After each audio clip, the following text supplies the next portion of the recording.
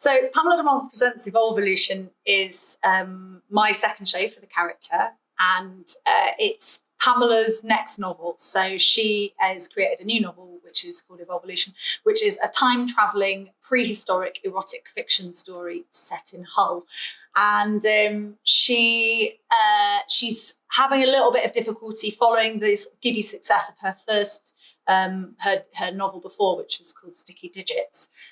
She's got a bit of writer's block on this one. So she's sort of halfway through the book, but hasn't been able to finish it yet. So the show is sort of set up as her sort of book launch for this new novel, but it's not quite gone as planned. I think writing about sex can always be funny. I mean, obviously you've got things like the Bad Sex Awards. It's quite hard, I think, to write erotic fiction or write fiction with erotic scenes well. I think any time that you put sex scenes in slightly incongruent places or with kind of mundane things, that can be funny.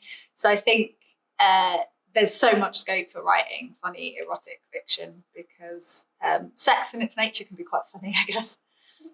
Well, my favourite sort of character comedy, I guess, is the stuff that is where the characters you can relate to, where you've seen them before.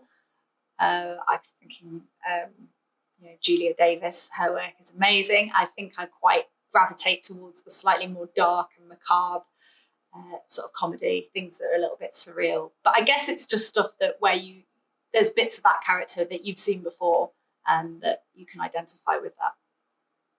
Well, I think she morphed out of me because when I initially started performing as when I initially started performing, I was actually just performing as myself, reading bits of erotic fiction at various different scratch nights.